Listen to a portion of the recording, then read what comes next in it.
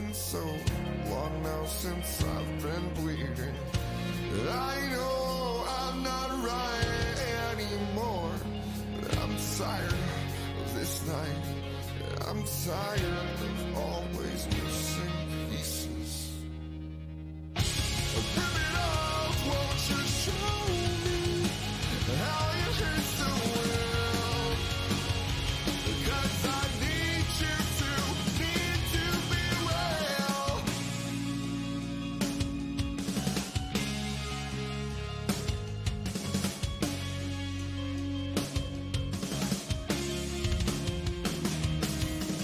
We change roles along the way.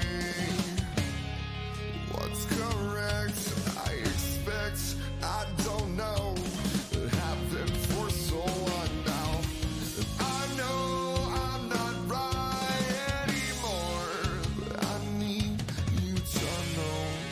I need to see these missing pieces.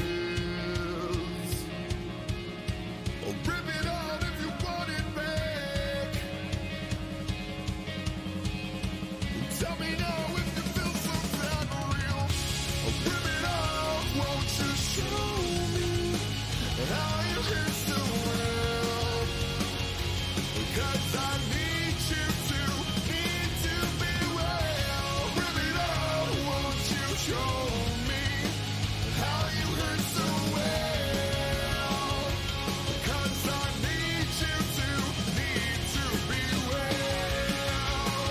Yeah, you need it.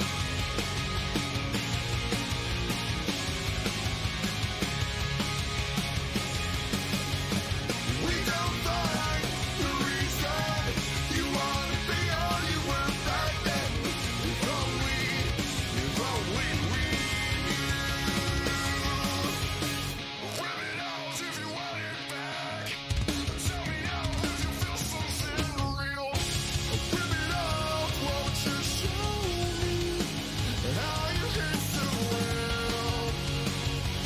'Cause I need you to be well. Rip it out, won't you show me how you hurt so well? 'Cause I need you to be well. You know who you are, not what you could be here.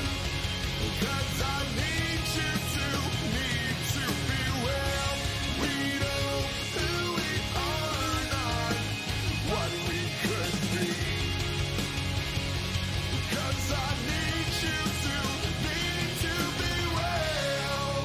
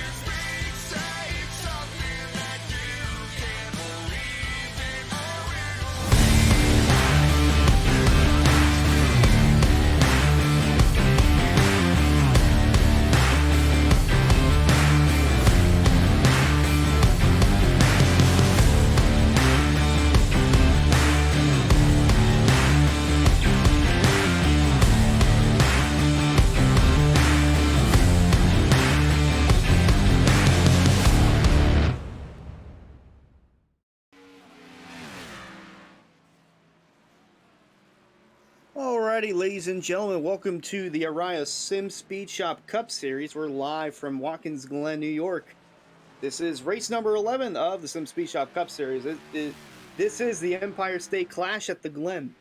I'm Marcus Levy, your lead announcer, and joining me in the booth, as always, is executive producer Harold Garner. And joining me in the booth tonight, along with Harold, is Dominic DeLeo. How's it going, guys? Going good, Hunter. I'm happy to get up in the booth with you. My second time in the booth for Araya. First time calling a SimSpeedShop Cup Series, but it's Watkins Glen in the Finger Lakes. Decided to stick around for 3 more days after the Swift Lifestyles race on Monday before we head down to Charlotte next week. So I'm excited to see some good racing with some really good drivers, and as this playoff crunch gets down to business, really excited. You'll be able to make it as long as we don't have another I-95 issue. You'll be all right. So we're here for race number 11, and as we mentioned, this is the playoff push, as including tonight, only 2 more races to go until drivers are locked in for the playoffs. And just got to touch up on the Swift Lifestyle Pro Series, in which, Dominic, you're a part of. You're, I believe, the first driver that's on the outside looking in. We go to Charlotte next week, so that'll be interesting to look at. But you had your first career top 5 at the Glen on Monday. Oh yeah. Kind of take us through what the drivers are going to be going through tonight, because you've raced Monday night, and it feels like we've seen a similar pattern all week with the S's. Yeah, I mean, you said it best with the S's, the road courses in general. Especially for some of these guys, you brought up the playoff race. I'm going to be touching on that throughout the broadcast.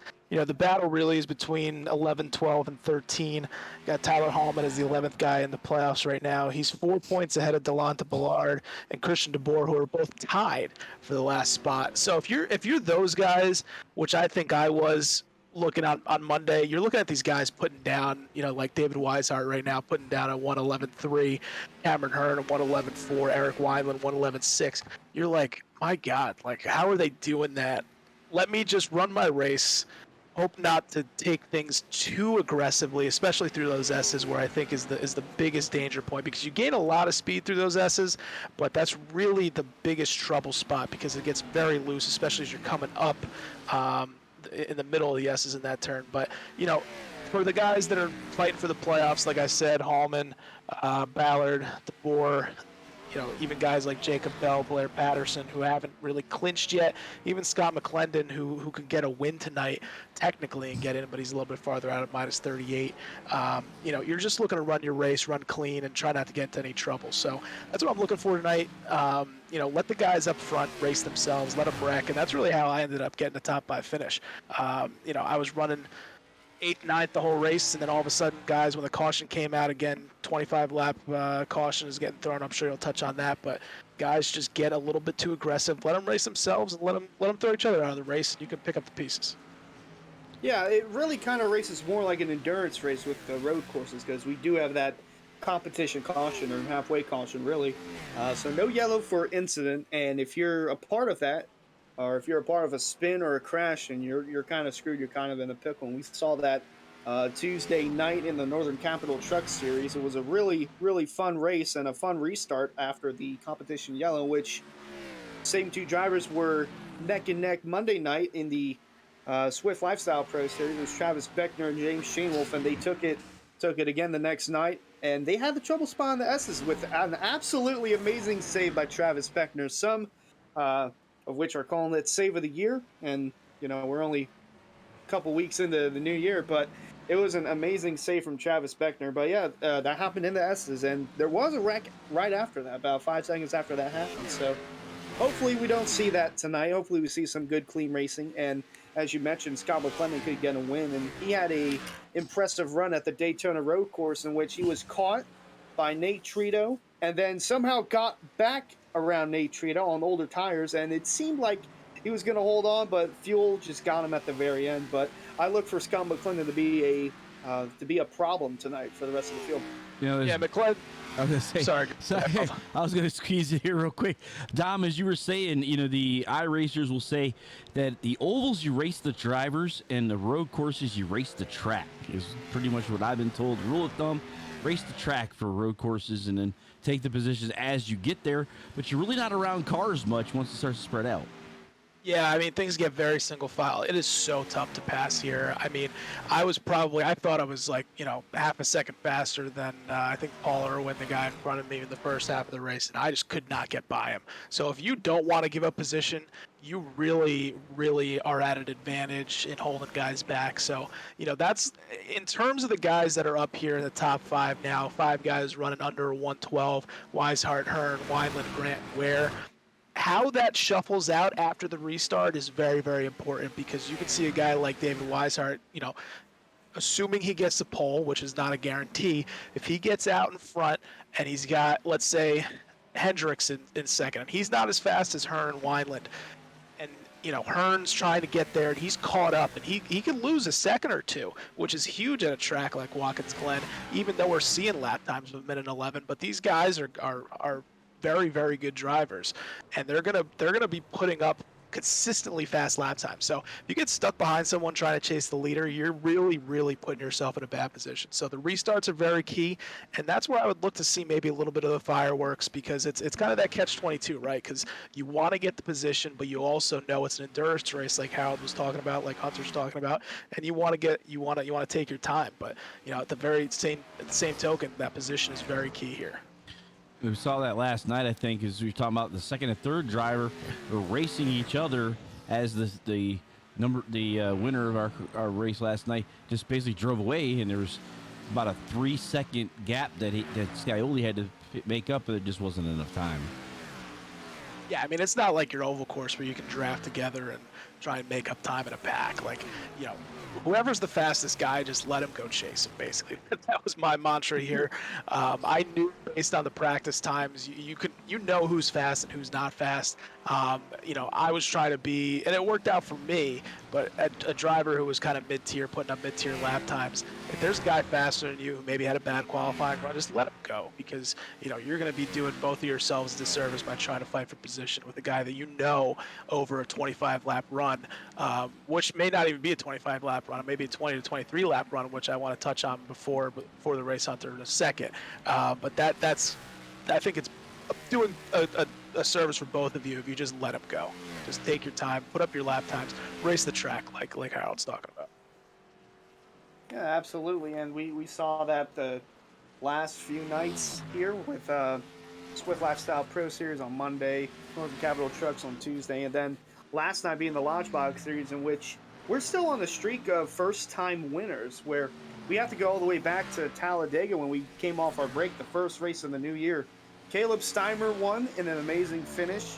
Ryan Swan also won, with Alan Balancino and Brad Slaughter all getting their first wins in their respective series. And then it continued into the Glen, as Travis Beckner had the win stolen from him by Caleb Steimer at the Glen, or at Talladega. Oh. Well, you're on Glen now, Shameful. You were talking about the Glen. Yeah. So in the Swift Lifestyle Pro Series, it was Travis Beckner again. Then James Shane Wolf again in the Northern Capital Trucks. And then last night, Liam Sheen in the Launchbox Series won his first career race. So we've got a streak of 7 different winners, those being first-time winners in the last 7 races. And if we're looking at trends to continue tonight, I'm looking at that number 29 of Scott Mcclendon. I know it's a little bit too early to make picks, but he's my lock, or my pick. He almost won at the Daytona road course, but was stolen by Nate Trito, and I don't see Nate Trito in the field. So we'll keep an eye on that 29 car for the rest of the night. Yeah, McClendon's only put up 3 practice laps, and that 1:11.738 you see on the board there to your left, good enough for 4th. And he wasn't putting out a lot of laps like these other guys were. Hearn, Weishart, Weiland, all the guys ahead of him. They put down 10 or 15 laps trying to put up the time there for the broadcast. So I agree with you. Yeah, the top 2 being separated by 7 1/1000ths of a second. So it looks like we're gonna head into qualifying here, but let's take a look at our weather presented by Lottie'sTravelWorld.com. Partly cloudy skies, even though it does look a bit more sunny. Air temp 74, track temp at 84, and the humidity at 51%, with winds from the west at 3 miles an hour. Beautiful in the Finger Lakes. Oh, beautiful, beautiful weather. As you see on the bottom right of your screen there, that's a track map. So it's the layout of the racetrack, and then the white dots you see are the drivers on the track, and then the one in purple, one we're focused on right now, is Cameron Hearn in the 15. That's the car that we're currently focused on. Yeah, I See mean, him let's going look through at the that bus go. stop. The car's just bouncing around, jumping. That's my favorite thing about these tracks here. You know, just seeing the cars just bouncing around. Not, you know, other road courses, not as, you know, Watkins Glen's just tricky. It's tricky, but it's fun to watch more so than I think any other road courses on the circuit. It So is one of the more popular road courses. Now, go on, Harold. I was gonna say, so Dom, I know you've watched a lot of NASCAR. So what was there a little bit of a shock when you see that iRacing decided to change up the track limits like in turn one? Because we know NASCAR, those guys blow right past the rumble strips and use almost all that asphalt, and then basically beeline it back onto the pavement just on the end there. Where iRacing says no, you need to keep it between the rumble strips. Yeah, I mean, at the end of the day, like the incident points aren't gonna hurt you unless you're, you know, unless you're Tyler Hallman, Delonta Ballard, Christian DeBoer fighting for playoff points, and not only you're looking at seeding, because I mean, you're not gonna lead a lap here if you're running, you know, practice lap times in the 10 to 15s, but you can gain a bonus point by having 0 incident points. So it doesn't matter for the guys like Hearn and Weiland, like they're gonna blow off track and use every bit of speed they can because there's really no penalty for them for doing that. But for guys who get a bonus point here in Araya for no incidents, it's important. I try to do a whole race without an incident, and I got one because I think I popped up a little bit coming out of the first turn, which I was pretty upset about. But I think as far as risk reward, it really is only a risk for the guys at the bottom of the field who are trying to get into the playoffs. Well, it does nullify your qualifying lap as well, though. Fair. So there's a little bit of there. So that's what I'm more worried about. Like for these guys, is during qualifying they got to be on their P's and Q's, which like right there, I believe that's an off track for Cameron. It could be very close. If you have your tire just on that line right before the rumble strip starts, you know, wherever that white line is, that's where the iRacing actually cuts it off. You can go up in front of it beforehand, but you got to get underneath when that white line starts. There you see Cameron Hearn trying to get a little bit too much speed out of the S's there. That's what's going to happen. If you try and push it a little bit too hard, you really got to be careful with your throttle inputs there. Nearly ripped the radiator out of that number 15 machine as we've now transitioned to the number 29 of Scott Mcclendon once again. Put up one hell of a fight at the Daytona road course, stayed out after the halfway yellow, was just kind of buying his time, and then got caught by Nate Trito. Trito passed him, but then in a strange turn of events, McClendon passed him back, and it seemed like he was going to fend him off, but fuel played a factor into him not winning, but he still managed to get a decent finish out of it. Well, Hunter, let's talk about that fuel situation at Daytona because I think the same thing's going to apply here. Early scouting reports say that the fuel mileage window is between 20 and 23 laps. Now, you said that the competition caution is going to be thrown at lap 25. So I don't know if any guys can make it to the competition caution, but we talked about how important track position is here. You're probably going to come up, you're going to try to come up and top off with fuel at lap 25 and try to make it that extra 25 laps. Let's say you go green at lap 27, lap 28. You're still, if you push it too hard, if your shifting isn't right, you know, you may be pushing it to the end. So fuel, I know it's been a theme this whole SimSpeedShop Pro Series or Cup Series that fuel has been a big talking point, strategy point, but it could very well prove to be who wins or loses here at Watkins Glen. One of those drivers that could win tonight is David Weishart. We have our in-studio or in-car onboard with David Weishart. Weishart coming off his second win at Pocono just a couple weeks ago. He's looking pretty slim, pretty thin. Well, shouldn't say. I meant to talk about the race car. Race car looking slim. I mean, you can talk about him too. He looks pretty slim and thin. Yeah, He's just not he vaping looks and good. driving right now. No vaping. Well, the beard is slimming. The beard is slimming. I like the beard. We're used But to, nonetheless, it looks like he's playoff ready as he capped off a win at Pocono, getting that car in tip-top shape. So we see him on the track. This is on his green flag lap. Or not his green flag lap. It's on his first This lap. is lap one. Yep. You see him working through the bus stop. Saw a bit of a bobble on the previous driver. We were on Scott Mcclendon, although he's second on the chart with a 111.641. Weishart's yet to put up a lap as he's coming out of the carousel. Now that you can do. Just turn 1 and turn 6 are the problems with off-track limits. Well, they've been shored up, so still got to get back. Get that rumble strip ends. If you're not back on the racetrack, we'll get a 1X there off the carousel. I do want to say one thing about David Weishart. I know you touched on his physique, but I do have a lot of kudos credit to somebody who's using the actual shifting on the hand and not the paddle shifters at a track like Watkins Glen. And there you see he puts up the fastest lap. So good on him, shifting like a real driver. He looks like a real driver. David Weishart taking the #1 spot in qualifying. Only thing missing is the helmet. He's got the gloves. Got the gloves, got the steering wheel, and got the shifter, and you see the orange tape there on the steering wheel to center or show where the car is centered at. And then another car, or another driver with an in-car setup or in-studio setup is Eric Weiland, the number 12. We can get that up for you. There he is. Like and the also head note lean. how he tilts his head whenever he's going in the corner. Left or right, he likes to tilt his head. Helps some drivers out. You can tell he's been practicing because, he hasn't cleaned up his bed. Yeah, usually you'll be able to see the Penn State stuff, and you really can't see it right today. Well, as a Rutgers grad, I know that Penn State people don't think it's a real rivalry, but in Rutgers, New Brunswick, New Jersey, they consider it a rivalry. Eric Weiland, I like you. I like you as a driver. I like you as a person, but could do a little bit without the Penn State stuff. So we got a little sideways there going down the back stretch, or I like to call it the back stretch because it's really the only longest and straightest part of this racetrack. That's not the front stretch. So got a little bobble there's passing through the carousel now. What's right going to now, be interesting to see with these SimSpeedShop Cup drivers coming out of that are we calling it the tunnel turn? What are we calling that? The short shoot right there between the carousel and 6. So as you're coming into the carousel, I found it was a lot quicker to run the middle to high line and come in, but it just killed the tire wear. If you hug that corner around the carousel, it saves tires, but you're not going to be very fast coming out of there. I'm going to see, as far as the guys who are running fast laps, it's going to be interesting to see what kind of line they take through the carousel. As we see Weiland put up the 8th fastest lap at a 1:12.302.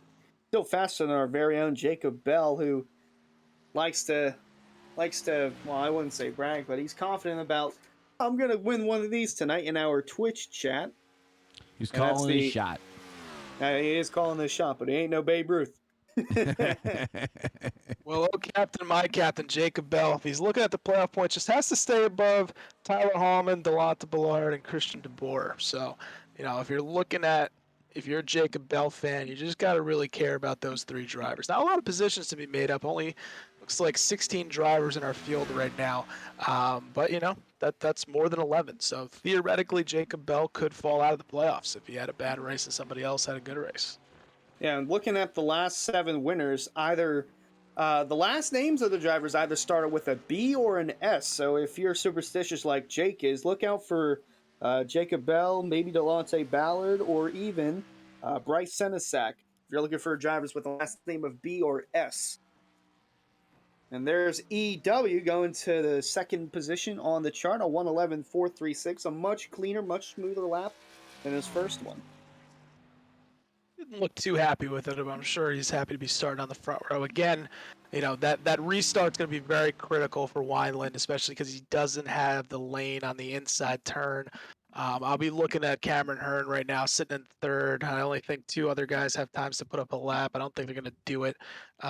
Probably got some off tracks there, but Weiland's positioning going into turn 1 is going to be very critical in these early laps, something to watch for. Yeah, and that clock is going to hit 0, so doesn't matter if anyone's on track. There is one, but that was Eric Weiland.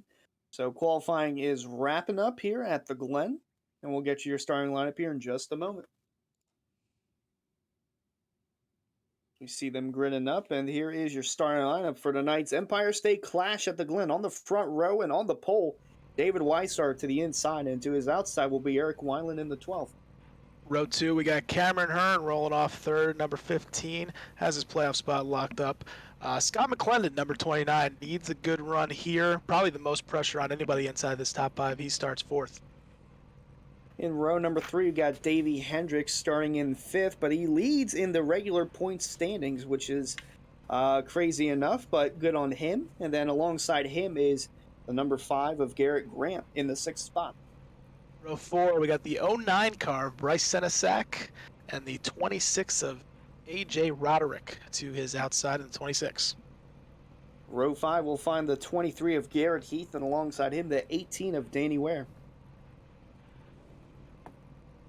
Row 6, 2 guys still within the playoff spots. Number 8 driver, Blair Patterson.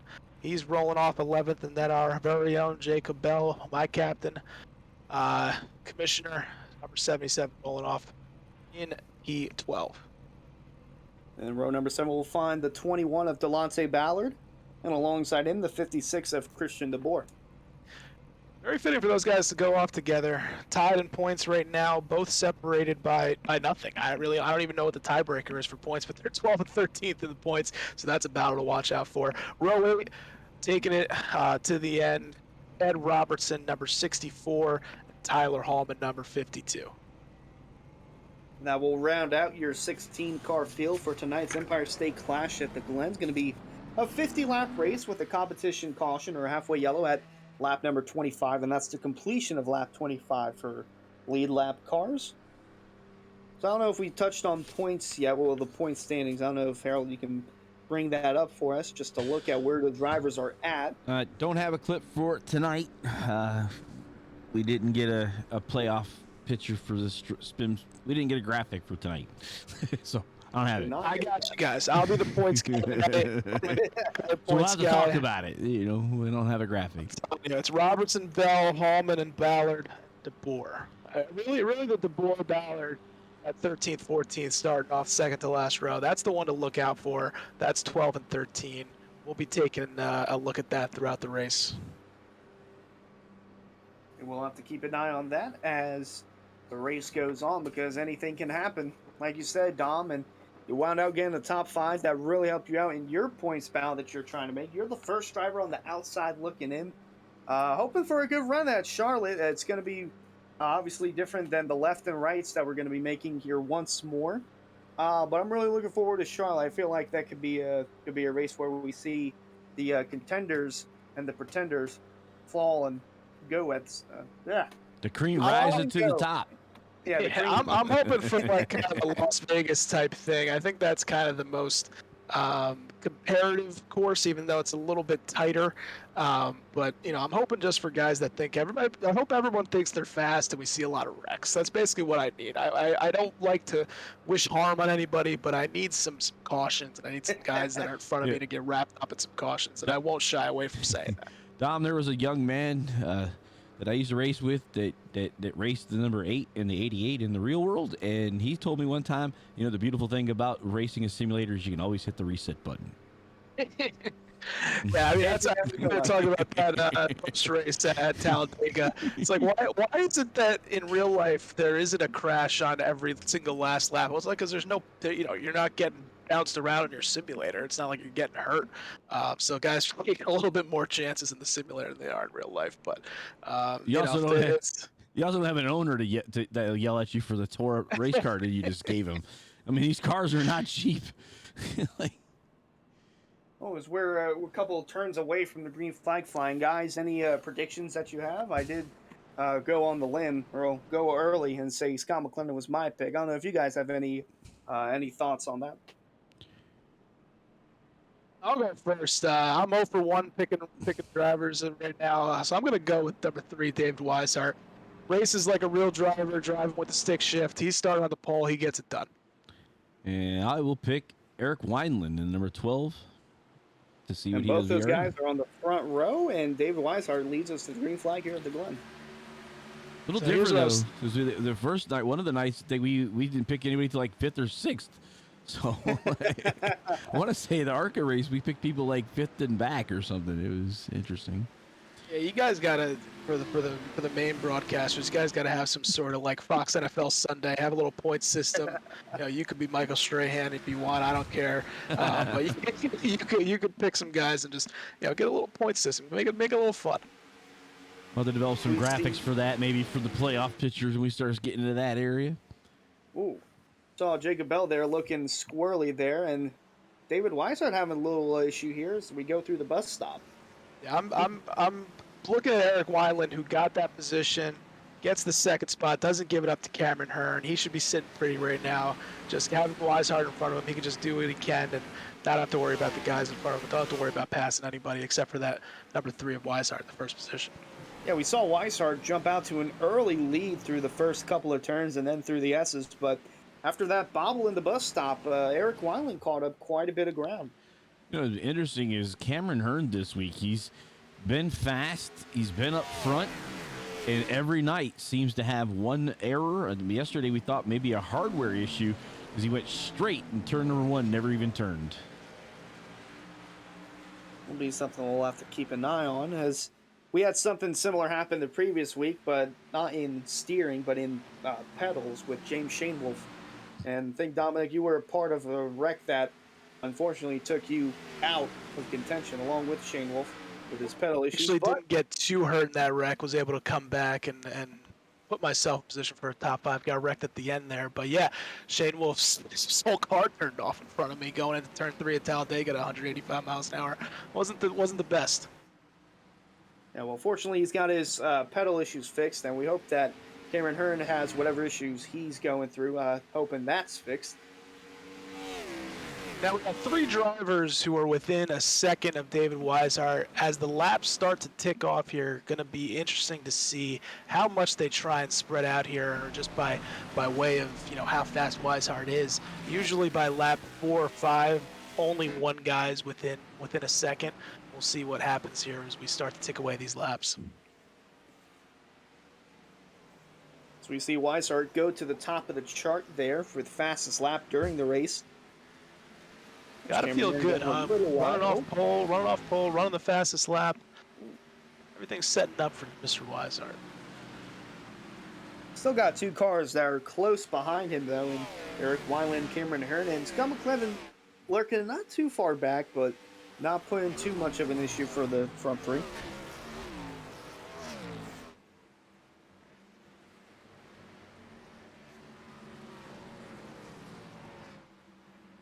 You see the cars rolling through the bus stop and now through the carousel as Hearn getting closer to that bumper of the 12. He's actually going to cut low coming out of the carousel. My favorite camera angle right there.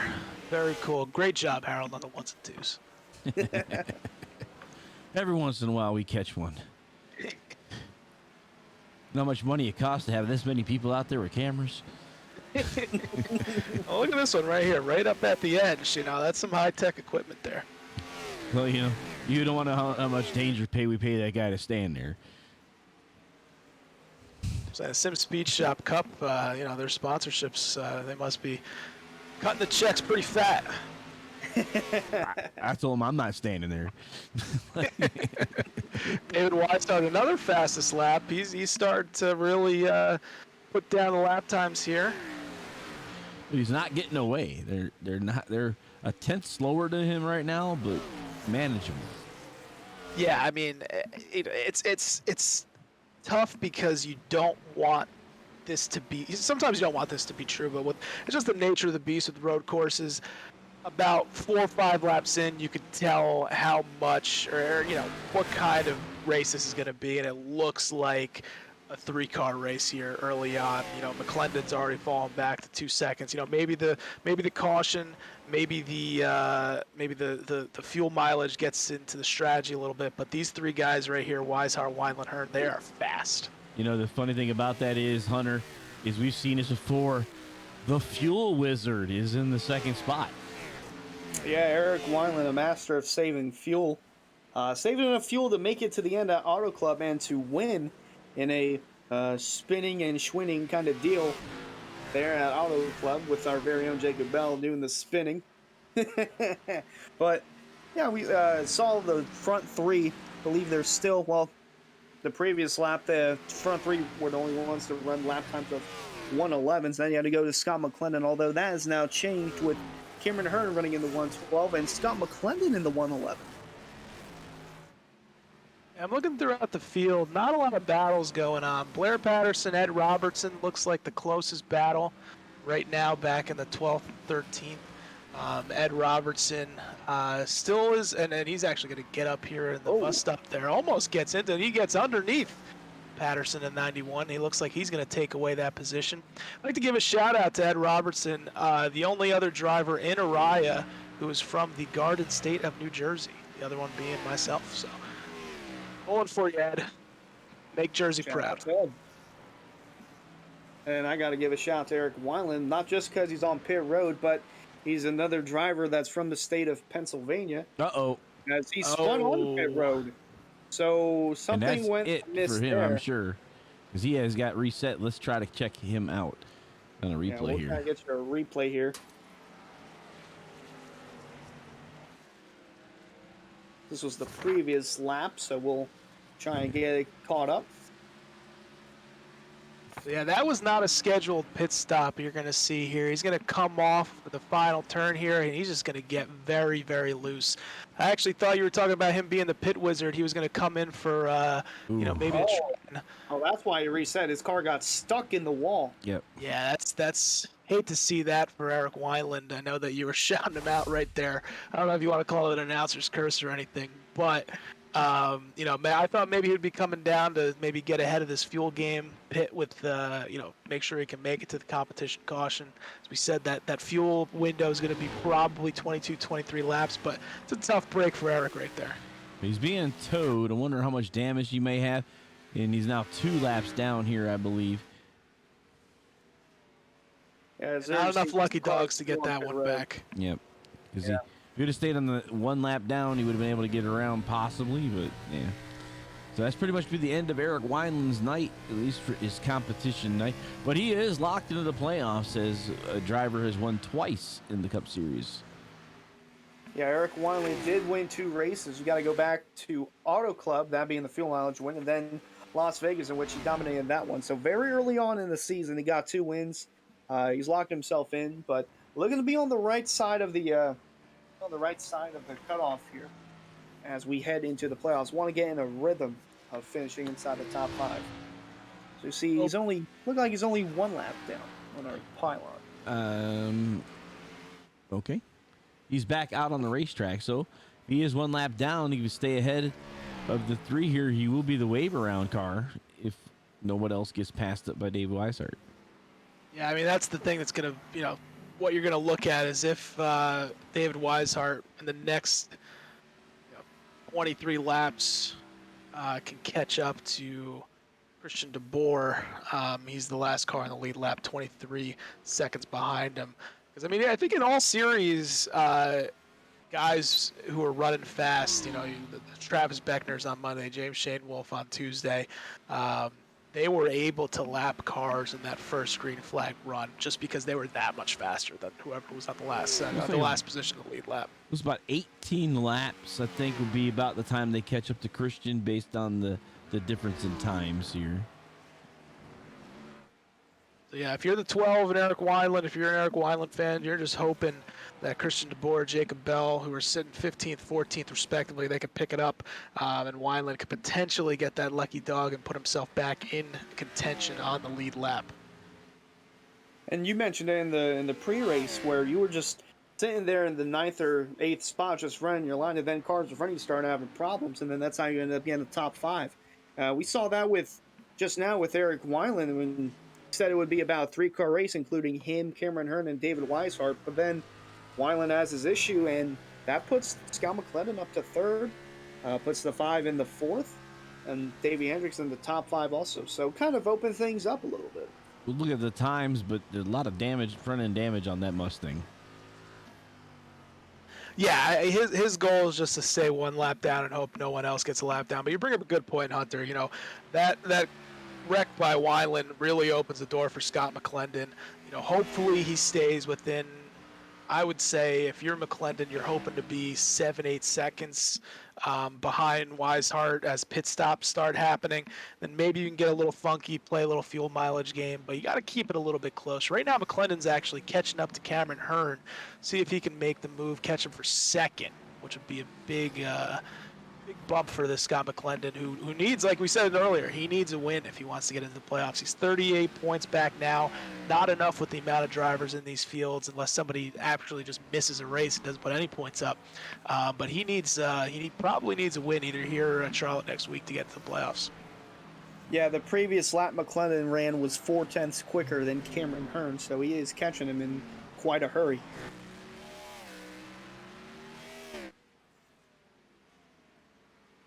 If you're looking at the playoffs again, I'll touch on this throughout the race. The battle we were looking at most is the Delonta Ballard and the Christian DeBoer battle. They're tied right now, 12th and 13th, and they are sitting. Ballard is in 10th, DeBoer's in 15th. So those results were to hold. I don't know about the incident points right now, but Ballard would catch. He would put about 5 points in between them, and he would be building that lead. It's so important heading into Charlotte to get a big lead. You know, I'm sitting 10 points back in the Swiss Lifestyles Pro Series, and I'm thinking it's a little bit too big of a mountain to climb. You know, you want to get as many points as you can, especially if you're not going to be in contention for the win like these drivers are now at the top 10 or the back half of the top 10. So we still watch McClendon catching or trying to put up more of a fight with the Cameron Hearn machine. He ran a lap very similar to David Weishart. He ran a 1:12.431. McClendon ran a 1:12.489. So he's running lap times very similar to our leader, David Weishart. Tire wear also come into play. You know, the long runs are important here too. I mean, there's lap times are over 1 minute and 10 seconds long. So McClendon's long form pace is better than Weishart's. That's a very good sign, especially now that he's bumping up a spot with Eric Weiland. Maybe he gets ahead of Hearn and he's starting on the front row. But really good starts for McClendon, even though he's got a lot of work to do. Still 39 laps to go here at Watkins Glen. Yeah, good bit to go. As we look at the 09 of Bryce Senesac, currently running in the 6th spot. Looks like he's got Davey Hendricks just in front of him.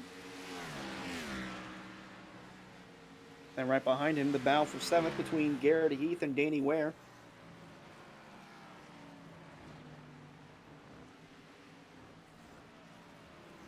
Moving right along the back, we got, that is Delonta Ballard in the 21. He dropped back to the 11th spot.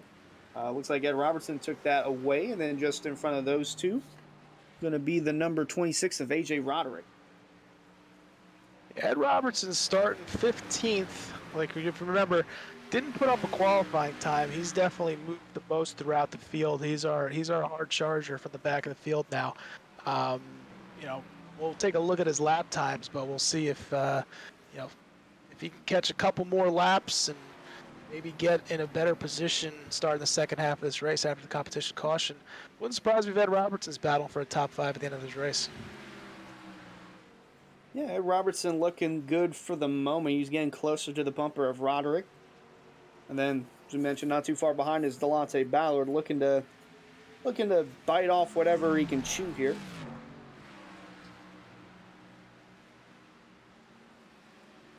There you see the last lap times are up. Weishart with a 1:13.17. Then Cameron Hearn about a 10th quicker. Now we move back up to the battle for 5th between Davey Hendricks and Bryce Senesac.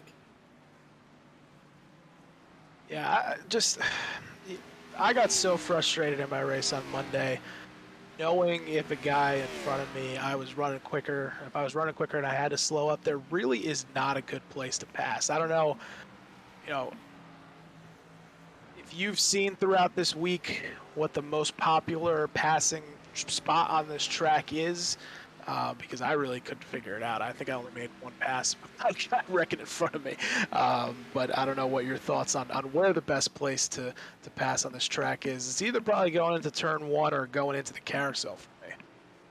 I mentioned on Monday night my personal favorites would be going into turn 1, and then just before you enter the bus stop, in case anyone had a big send, and then going down into turn 6 would be my key passing zones. Just got to get such a run to pass right before the bus stop.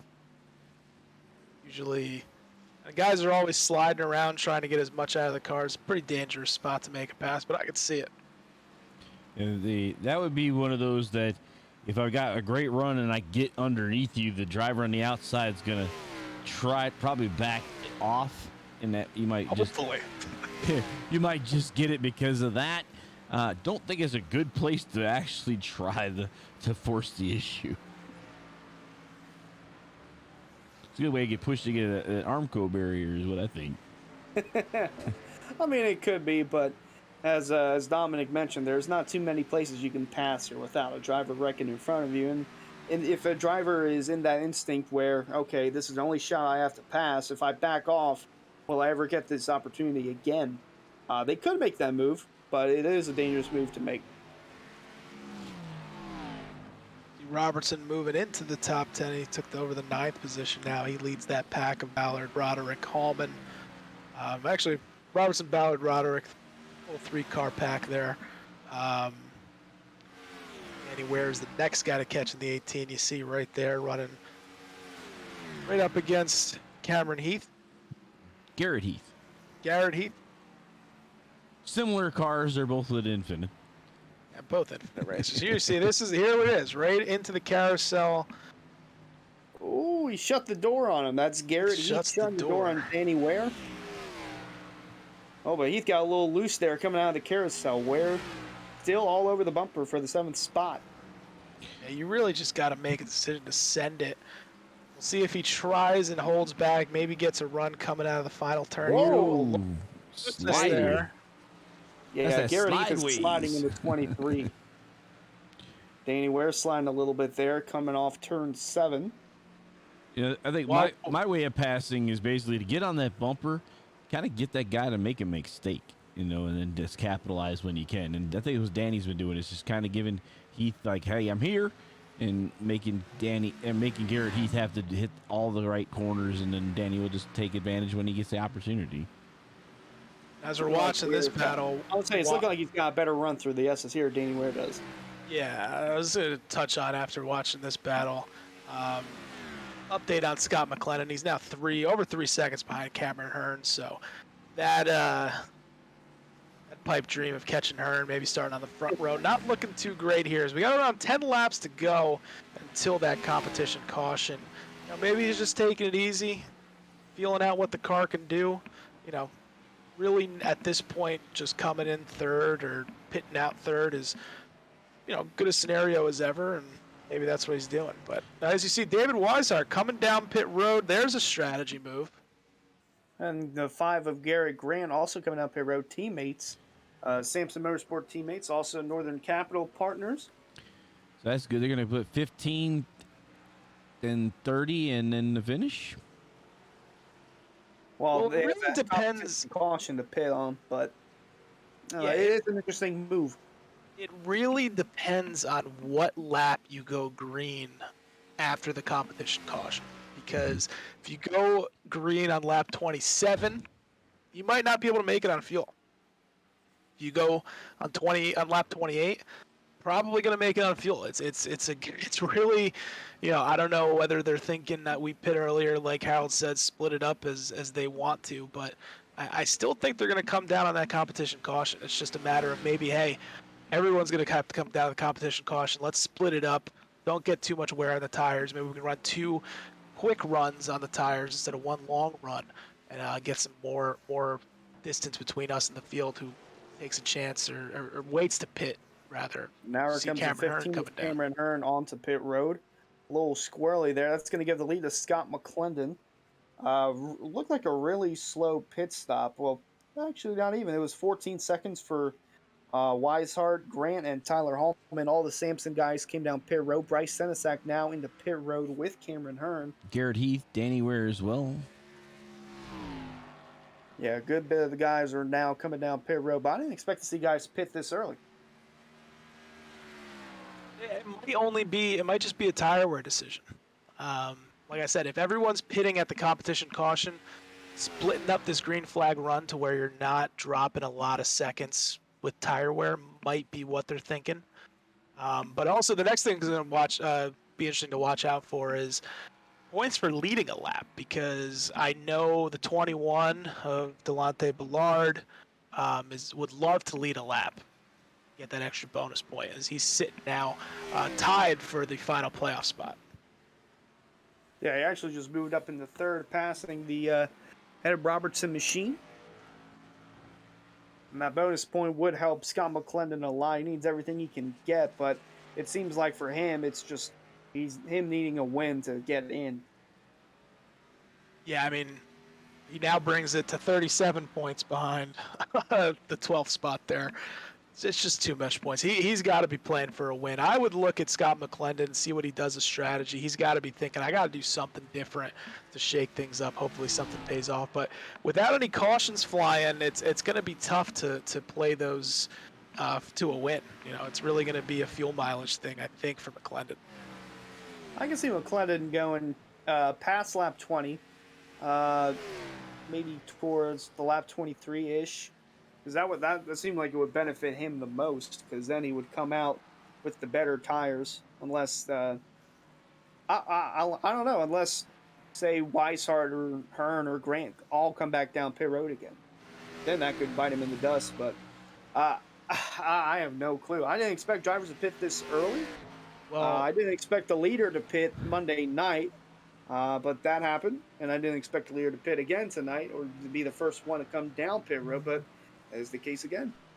Well, if you're talking about, like I said, my theory that it's a tire wear thing, David Weishart just ran the fastest lap of the race on his first lap of fresh tires. He ran a 1:11.305 his first lap after pitting. So I think that may be what the thought process was for those Northern Capital Samson guys, is that, everyone's coming down for lap 25 or the competition caution for fuel. Let's split it up early, be the first guys down pit road, and then I have fresher tires than everyone else, and I can probably, get those intervals down to a place where I like them, on 15 laps and 10 laps rather than 20 laps and 5 laps.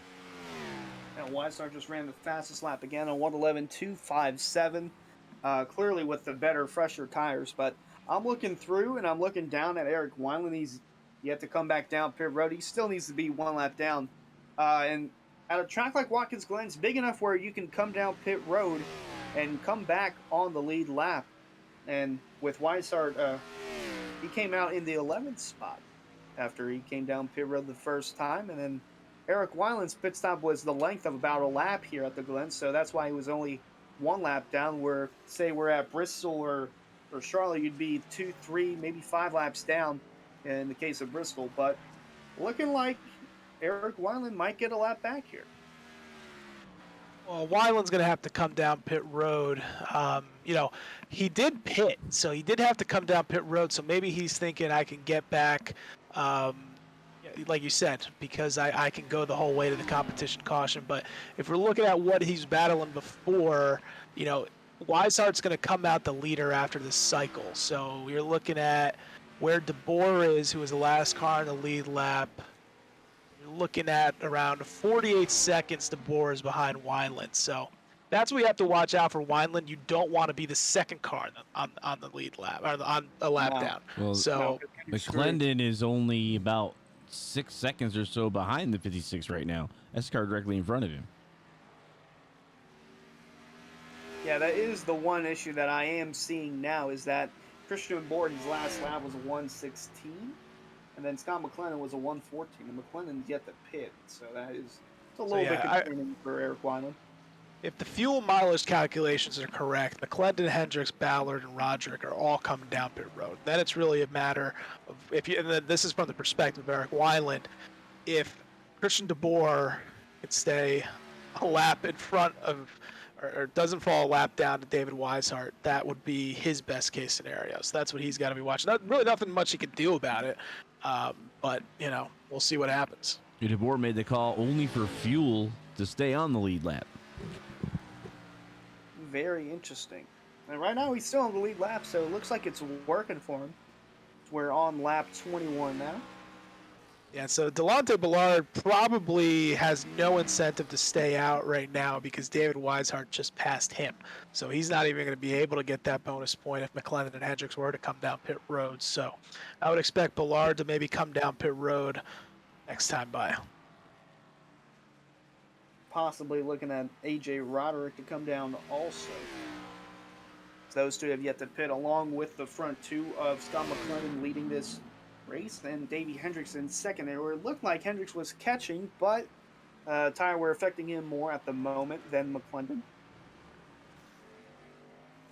Cameron Hearn has now jumped into the top 5. DeBoer's running around. His 1 minute and 5 seconds against Mcclendon has stayed pretty static, but Weishart's gained about 6-7 seconds since I last updated you guys on that. So, Eric Weiland's just got to be pulling for the 56, put some fast lap time or some faster lap times down, because Weishart's coming. Weishart's a man on a mission right now. If you're looking at people cycling out, he's still around. Is that 3 seconds ahead of Cameron Hearn? So it's around the same of when they came down pit road. I know Cameron Hearn pit, I think, 1 lap after him. So that race still kind of stayed together. But if you remember for the restart, if Weishart and Hearn are 1 and 2, Hearn actually had to deal with Eric Weiland in front of him. So it'll be interesting to see if Hearn is starting on the front row, if he can stick with David Weishart a little without having Eric Weiland to deal with for a couple laps. We are also near the halfway caution, which if these two plan on staying out right until the very end, I don't know if Weishart might catch them. He might catch them before they pit. But actually, no, I'm looking at the wrong thing. He is too far behind. I mean, he does have the fresher tires, but it would be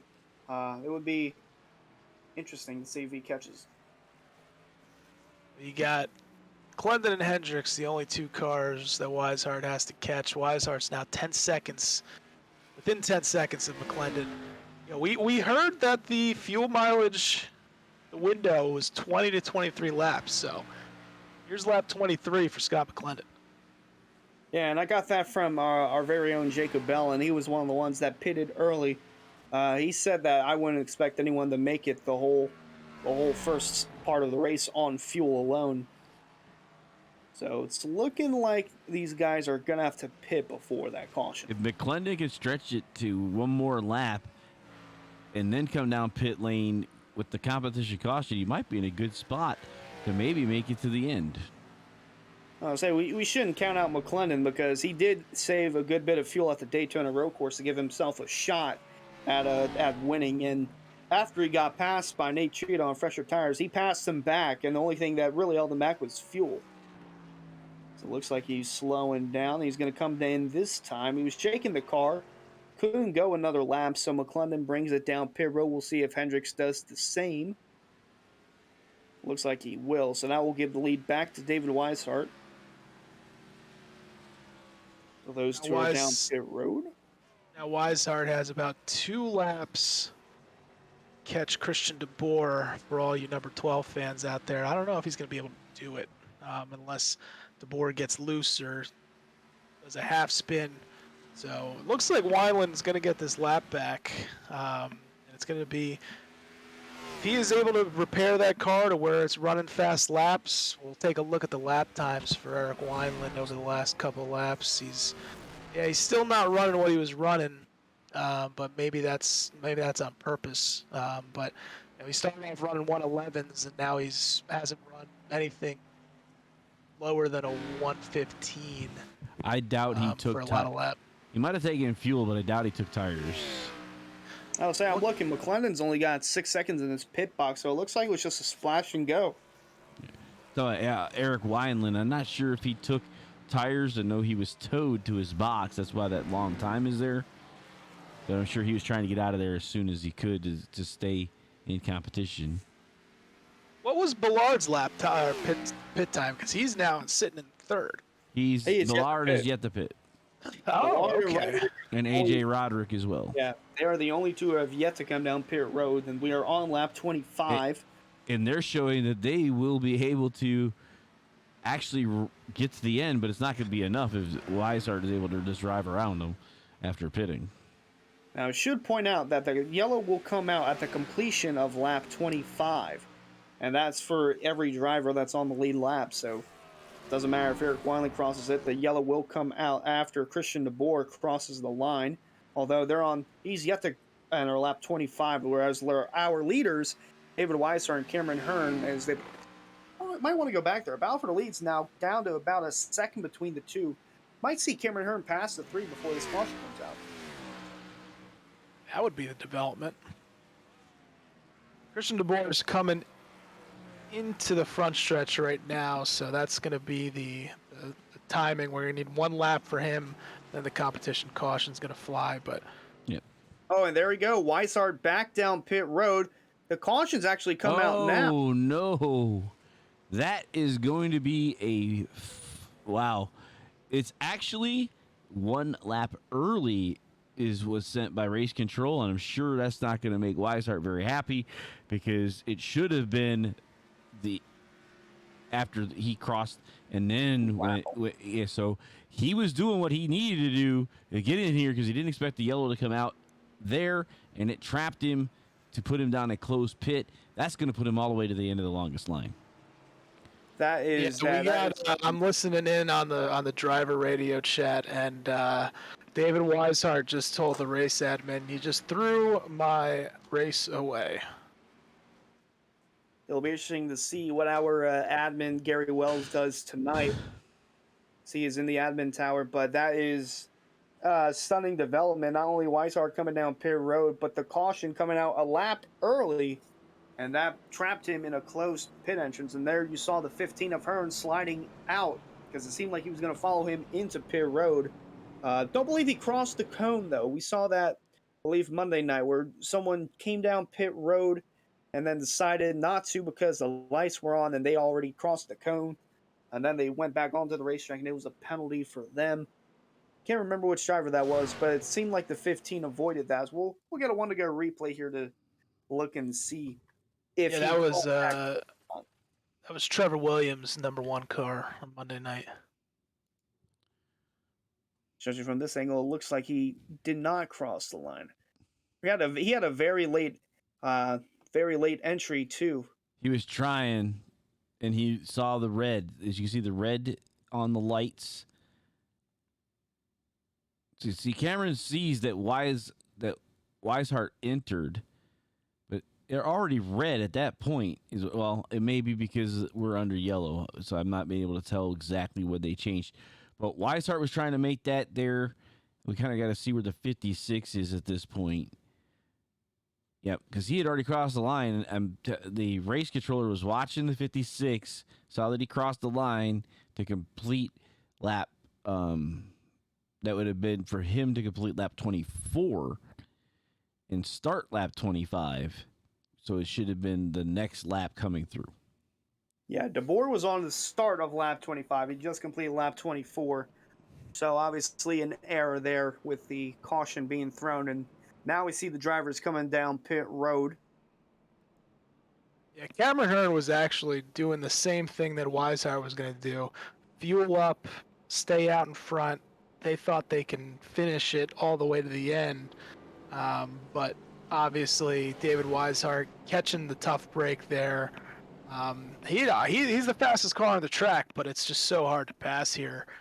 We'll see what he's able to do starting all the way back. But him and Hearn were running pretty similar lap times, so a very tough break for Weishart. As far as his contention goes, might be tough for him to pull all the way back into first. That was our replay presented by Northern Capital. We would like to give a big thanks to Russ and Steve Anderson of Northern Capital for their support of the Northern Capital Truck Series, in which you can catch them every Tuesday night here on the Araya Twitch channel. So one of their Northern Capital drivers in David Weishart having a bit of an issue, although looks like he's currently scored as the leader. Yeah, they're trying to clear his black flag, but normally when you clear a black flag, it's still going to regulate you to the end of longest line. So they may be telling him to stay where he's at and they'll clear his black flag, but I'm not talking to Gary, so I don't know for sure. That's something we will keep an eye on. I mean, that's the way I would handle it right now. Is it should not have been a closed pit. I would have allowed him to get down there and try to and let him keep his position. But it's we'll see what they do here. But it looks like I'm looking in game chat. It's showing that Gary Wells has attempted to clear his black flag, which I don't see any flags on anybody right now at all. So possibly the black flag clear took care of it, and David Weishart is still the leader. Weishart's still your leader at this point. There's our one to go replay of the controversial caution that came out a lap early, in which David Weishart was going to do strategy by coming in just before the completion of lap 25, and Cameron Hearn looked like he was going to do the same. But although I will say, it seems like that benefited Cameron Hearn a lot more, not just because of the issue that happened to David Weishart, but he had a late entry coming on the pit road compared to Weishart, so it seemed like he was going to be speeding on pit road or might have made contact with the cone, but swerved to avoid it, did not hit it. And right now we're left with somewhat confusion, as Weishart is still your leader, and they're trying to work clearing his black flags and making sure that he doesn't get a penalty. And as Harold mentioned, all flags are clear, but it still seems like he might get an end of the line penalty. Usually, when you clear the black flag, just the way the iRacing is set up, clearing a black flag would still cause you to go end of the line. We'll see what he does here. He's going to come down anyway and probably just top off. Not a bad strategy, but looks like I see the pit closed there too, but not sure what he sees. We're not one to go, so it shouldn't be. But he's going to top off. I'll say those lights were on when the field came down the pit. Yeah. He's got some more people coming down. Looks like Ed Robertson, Christian DeBoer, Jacob Bell also coming in, looking like they're going to top off as well. Yeah, you think these guys probably might not? They might have to save some fuel to make it all the way. But the guys at the back take fuel. Don't have to worry about it. Just they can drive as hard as they can the rest of the way. Yep. And that thing is Weishart's doing. And we see Gary Wells attempting to, like I said, clear the black flag of David Weishart. So wherever he comes out, hopefully he'll be able to stay there. And we'll see from there how things work out. But that's put Cameron Hearn and Garrett Grant in control of this race. And while we're under caution, let's go ahead and take a look at our halfway rundown, although it's past halfway, presented by Swift Lifestyles. Fans, be sure to visit our sponsor, Swift Lifestyles, for clean supplements to help improve your focus and gaming. Use discount code AREA iRacing, AREA iRacing, for 15% off your entire order. We'd like to give a big thanks to Swift Lifestyles for their support of the Swift Lifestyle Pro Series, as we see our current leader, Cameron Hearn. He's kind of been second fiddle to David Weishart for the race. Well, for the first half. And the second half, controversial halfway caution came out and seemed like it benefited Cameron Hearn. So right now he's currently the leader, but we'll see what happens on this next restart. As we see the 5 of Gary Grant. He is in the second spot. Really haven't heard much from him. He's kind of been at the back half of this top 5, if you will, about 4th or 5th place. His teammate Weishart has been running well, but now we see Grant in the second spot, and we'll see where he lines up on this next restart. We got showing here now Delonte Ballard, I guess, is on the inside. So he's in the 3rd spot, number 21. A pretty much quiet night and just kind of keeping it cool here. And AJ Roderick will be on the outside, so he'll be in the 4th spot in the number 26 Elmwood Designs. Also kind of just sitting here trying to figure out where he's timing. Yeah, but now we go to, well, this would be 6th place, but Scott Mcclendon, also one to keep an eye out for, because he was in this top 5, but he was running up to 3rd at one point, and then got up to the lead.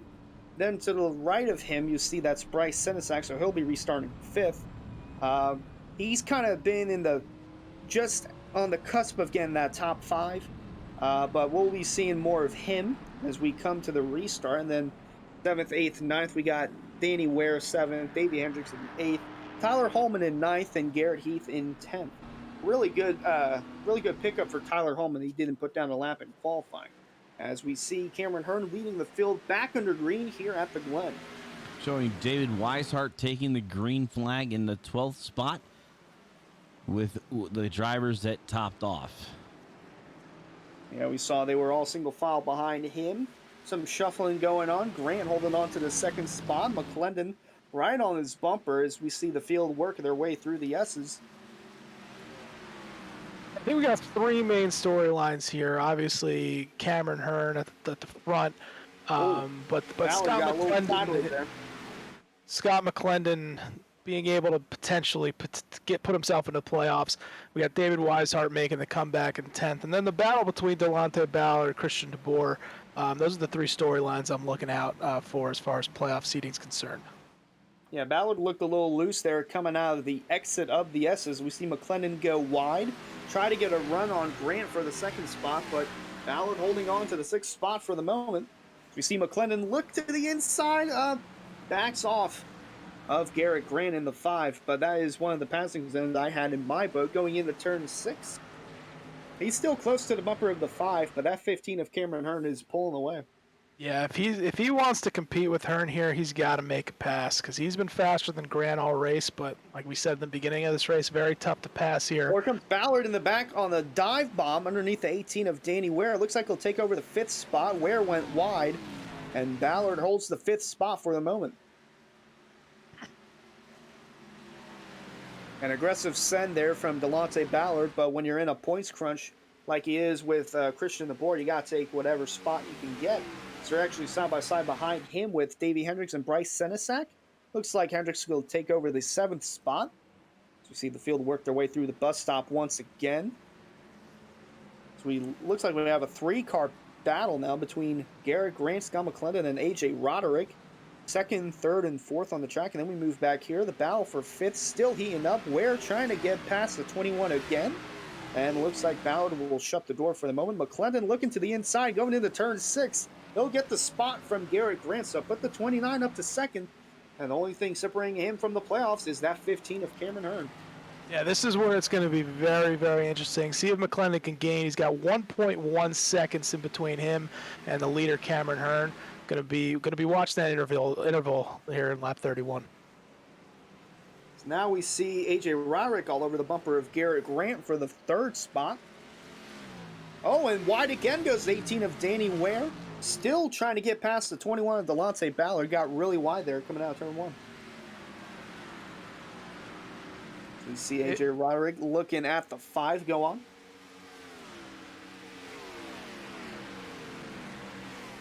Oh.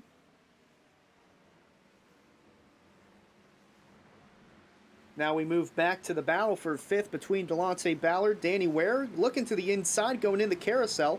Looks like Ballard's going to give him the spot. He's still got Davey Hendricks to his inside. Look for Bryce Senesac to also make a move underneath the 21. They come out of the carousel. Mcclendon looking like he's shaving off 0.2, 0.3 seconds that lap off of Cameron Hearn. He's now within 0.7 seconds. Although we will say he did have a fast car on the short run, but the longer the run went, the slower his car got. The tires eating up more. Could that be a sign of what we're seeing right now? He is gaining time on the 15 of Cameron Hearn, as it's now about 6 car lengths between the two. And like we're saying, gaining is one thing, passing is another. Yeah, we saw the 15 go way wide there through turn 1. Now we see Delonte Ballard trying to catch Hearn through the S's. So he's now gapped, put a big enough gap between him and the 3rd place car, Garrett Grant.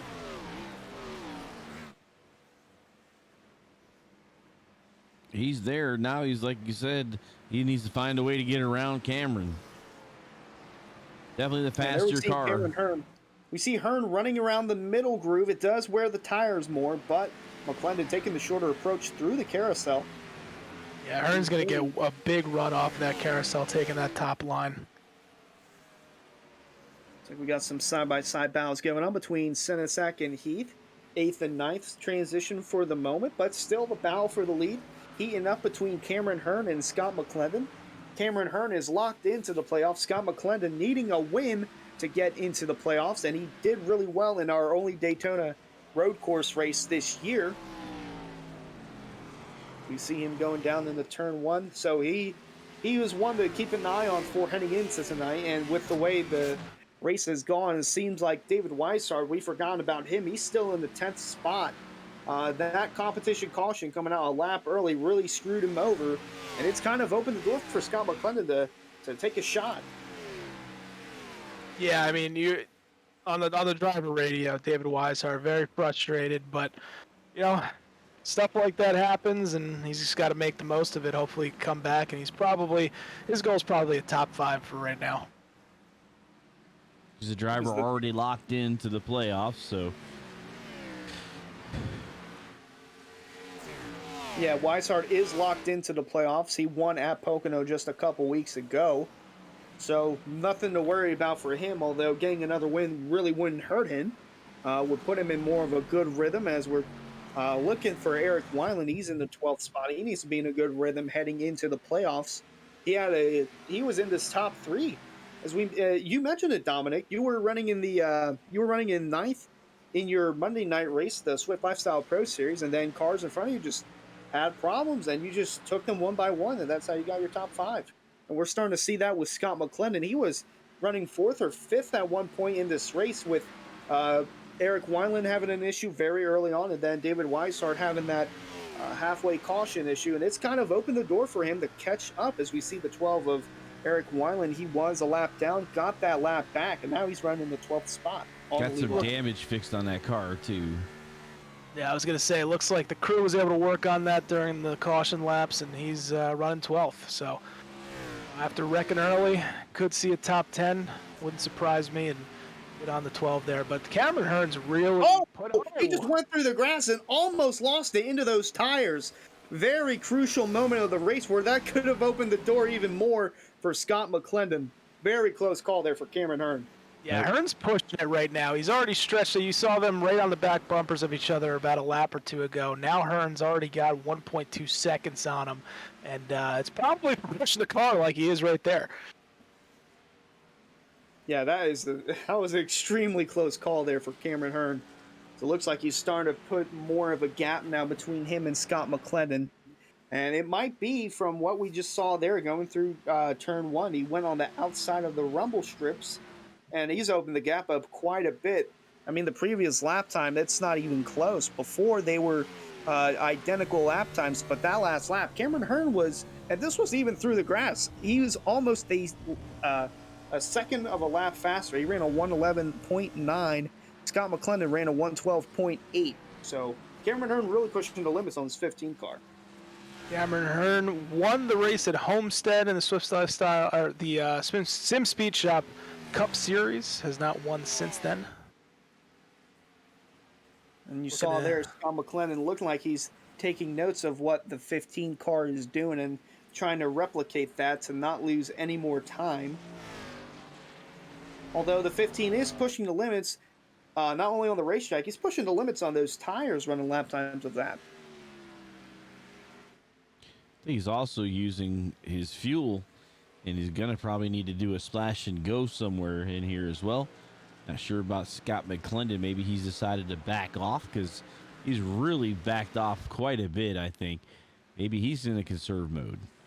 I think the difference, it could be Mcclendon backing off, but we saw there Cameron Hearn, just the difference between going on the outside of the rumble strips compared to the inside. It's created quite a gap, and it really got him a bigger run. As now we see a battle for second. Garrett Grant looking to the inside of Mcclendon, thinks twice of it, but yeah, coming out of turn 1 with Hearn going on the outside of the rumble strips, really getting him a bigger run, not having to lay off as much, and that really propels you through the S's.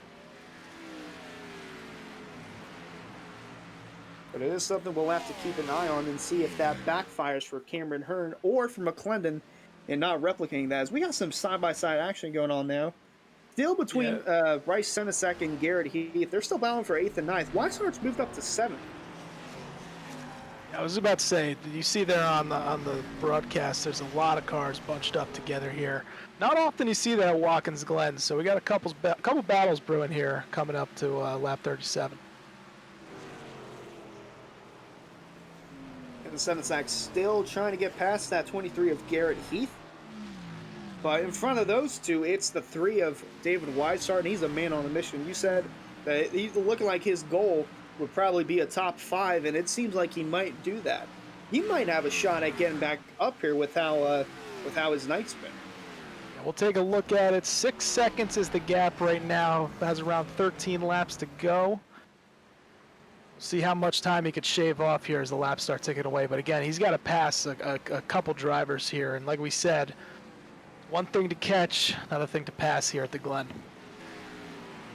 We mentioned that Cameron Hearn was second fiddle to David Weishart, and Weishart showing that he's got some speed underneath that 3. And looking here, Cameron Hearn must have made a mistake because this gap is now down to about half a second. It's a mistake or a fuel save? I don't know. We'll have to check with our pit road reporter. Well, it might have happened through the carousel because I'm not really sure if he got in the grass again or what the deal was. But Scott Mcclendon is back in contention to pass the 15 of Cameron Hearn. We saw Hearn pull out to over a 2-second lead at one point. I'm not really sure what happened there that last time by. Yeah, just a 114. Looks like he may have had an issue going into turn 1 based on my replay here. Yeah, I mean, Mcclendon right now up on the back bumper. Here we go. Mcclendon with a big dive into the bus stop, shaving off about half of what that 6/10 was. It's now about 3/10 between he and the 15 of Cameron Hearn. Don't look too far back because we got the battle for 30 and up between Garrett Grant and Danny Ware. Weishart was able to catch almost 2 seconds over to Cameron Hearn on that last lap. Yeah, Weishart now about a second back from the 54 of Davey Hendricks, who's in a battle of his own with A.J. Roderick for that 5th spot. So we got battles all over the racetrack. Going back up front, it looks like the 18 of Danny Ware might make a move. No, thinks better of it. Stays behind the 5 as they go through turn 1.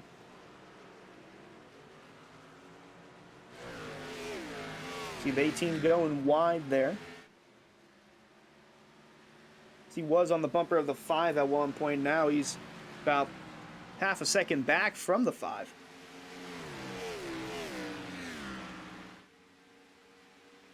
Weishart, we checked in. He's got 6 seconds about 2 laps ago. Now he's catching up to 4 seconds back of Hearn. Going to be fun to watch coming here. Almost 10 laps to go. Yeah, very fun to watch as the mistake from Cameron Hearn through turn 1 really threw himself off because Mcclendon has stayed within half a second since that mistake. So we see the battle for 15 up between Roderick and Hendricks. Hendricks looking like he's trying to pass on the outside now. So the 15 went wide there going through turn 6, and we got battles going on all over the racetrack. Battle for the lead, battle for 3rd. Battle for 5th now, a 3-car battle with David Weishart in the mix. Looks like Scott Mcclendon might take a shot here. Nope, thinks better of it going into turn 1. Yeah, Mcclendon's goal right here is just to stick with Hearn as much as he can up through the S's. Maybe hold on long for enough that 5th spot. Oh, he's going to take it from Roderick, and right behind those two you see the 3 of David Weishart, who's now on the bumper of Roderick for that 6th position.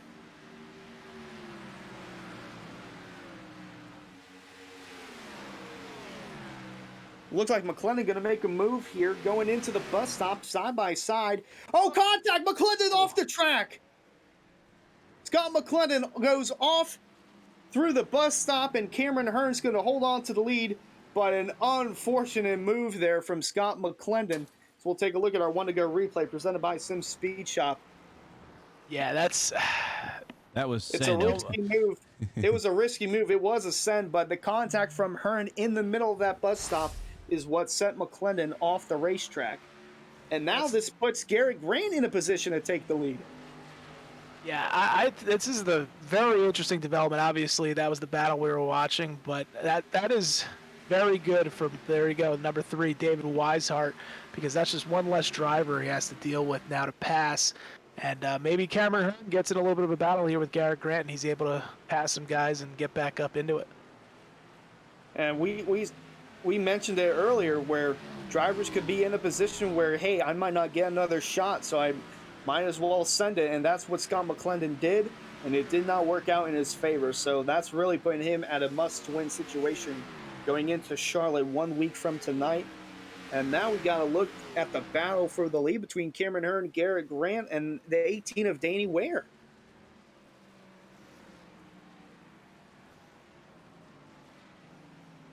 Cameron Hearn's got 1 win on the year. He's looking for win number 2. Meanwhile, the 5 of Garrett Grant, he's yet to win a race this year. So we could be in a position where we see our 8th different first-time winner in 8 straight races.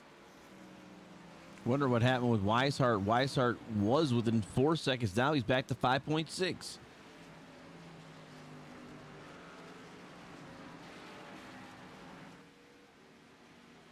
It doesn't look like Weishart's getting the same amount of speed there. Again, if he's having trouble with fuel, then everyone's having trouble with fuel, because he was one of the last guys to top off, if you remember, on that caution lap. But maybe he got into somebody there. That could be what happened, but nonetheless, chaotic. It's been chaotic since the restart. The balance that we've been having, and we're now inside 10 to go, where basically anything can happen from this point on. And as we mentioned, inside 10 to go, presented by SimSpeedShop. We'd like to give a big thanks to SimSpeedShop for their support of the SimSpeedShop Cup Series this season in Orion. Racers can visit their website at www.simspeedshop.com to find multiple items to complete their virtual racing setup, such as button boxes, wheels, racing gear, and much more. That's www.simspeedshop.com. We're inside 10 to go here at Watkins Glen for race number 11 of the regular season in the SimSpeedShop Cup Series. This is the Empire State Clash. It's been a race that's had controversy since the halfway caution, in which it screwed David Weishart out, as the competition caution came a lap earlier than expected. And when that caution came out, Weishart was already committed to going into pit road while closed, so he was put in a pickle from then on. And that opened up the door for Cameron Hearn, leading at the moment with a controversial hit there between he and Scott Mcclendon going into the bus stop, in which Mcclendon is now outside of the top 10. And Hearn currently... how controversial I would call it. I think that's... I think at the end of the day, McClendon's kicking himself, because that's just... You had 10 laps to go. You know, you were gaining on Hearn the whole time, and that's probably one of the worst places you could try and pass, on the outside going into the bus stop. So, you know, I think McClendon's kicking himself. I mean, I say controversial because it involves Scott Mcclendon, who had a very good run at the Daytona road course on older tires, and he had the same amount of laps on his tires between he and Cameron Hearn. McClendon's in the position where if he needs to win to make the playoffs, and he almost did at the road course on old tires, had newer tires here at the Glen, just made an aggressive move going into the bus stop. Didn't work out in his favor. It did work out for Cameron Hearn, who's still leading by about a second and a half between he and Garrett Grant in the 5. As we look at the 3 of Weishart, who's on the bumper of Bryce Senesac, still trying to get by him for the 6th spot. And looks like we had a change in position for 3rd. Davey Hendricks now up to 3rd. Danny Ware down to 4th. Yeah, with things kind of cooling off now, things kind of spreading out among the top, the battle to watch out for is the Delonte Ballard, Christian DeBoer, 12-13. It looks like if things were to end right now, Delonte Ballard would gain 8 points on Christian DeBoer heading into the final race at Charlotte. DeBoer in last place and 16th right now. Delonte Ballard running a strong 8th. So, you know, Delonte Ballard doing a good job and just trying to get some positions and put himself in the best position going into the last race of the regular season at Charlotte. See the battle for 3rd still heating up. Danny Ware trying to get back past the 54 of Davey Hendricks. Danny Ware was really in the back part of the top 10, but drivers have had issues in front of him all night, and that's led to him potentially getting a podium finish as he sits in the 4th spot. We move back now to the 23. That is Garrett Heath, right behind the 12 car of Eric Weiland for the 9th spot. So Eric Weiland with a with a solid recovery, was a lap down for the majority of the race after a mishap coming out of turn 7 in which he spun, and then he got stuck in the pit wall, was a lap down. Competition caution comes out. He gets his lap back, and now he's driven inside the top 10. Solid recovery for that 12 car. Yeah, that's what the good drivers do. You know, they end up with a good finish after some early troubles, and that's really what you got to do. You know, Eric Weiland has put himself in a very good position to race for a championship here in the SimSpeedShop Cup Series. He's looking at third in the points standings right now. He's going to be second heading into the playoffs based on wins, but that's what you got to do. You know, you got to put the laps up and just not get discouraged. And, you know, coming back with a top 10 after that early race incident would be a very good finish from Mr. Weiland. Don't look now, but that 5 of Garrett Grant is slowly closing in on the 15 of Cameron Hearn. He might have another battle to watch out for because that 5 is coming. Fuel may be paramount here. We don't know about their fuel situation going to the end of this thing. So right now we have 5 laps to go. Do they have enough gas? Yeah, do they have enough gas? Because we saw drivers pit early before that first caution, although we did see some drivers stretch in more than 20 laps. Right now, these guys are on 19 laps throughout the first top 5 cars I can see. So it is really interesting to see if these guys are going to be able to make it on fuel, because then it becomes fuel mileage, and it looks like that's what the 15 of Hearn might be doing, just laying off at some of the breaking points here, and that might be what's allowed the 5 of Garrett Grant to catch up. Yeah, Scott Mcclendon pitted coming in to lap 24, so he finished 23 laps, and that's right around what you said there, Hunter. That's what the fuel race is going to be, so it's going to be very interesting to see these drivers in the top 5 try and navigate that here with less than 5 laps to go coming up here. Although we could see some drivers who stay out towards the back that really have nothing to lose, try and stretch it on fuel that way. That's one thing that I can see. David Weishart has the 18 laps. He's got 1 extra lap for the good. Yep, Weishart did come in and top off along with a few others. Those include Jacob Bell and mentioned, almost said Scott Mcclendon, Ed Robertson, Tyler Holman, and Christian DeBoer. They all have 1 extra lap or 1 less lap pitted than the previous drivers that we see running inside the top 5 right now. So it will be interesting to see if any of these guys come down pit road to top off. Meanwhile, this battle for the lead is closed up quite a bit. Now it's got the 54 of Davey Hendricks involved as he's behind the 5 of Garrett Grant. These 3 are all within a second of each other. Although Cameron Hearn liking what he's seeing because that 54 sideways is putting pressure on the 5 of Grant as they come out of the carousel. Looks like he's going to... Nope. Thought he was going to make a move. Thinks better of it. So we see Hearn go wide there on the exit of turn 6.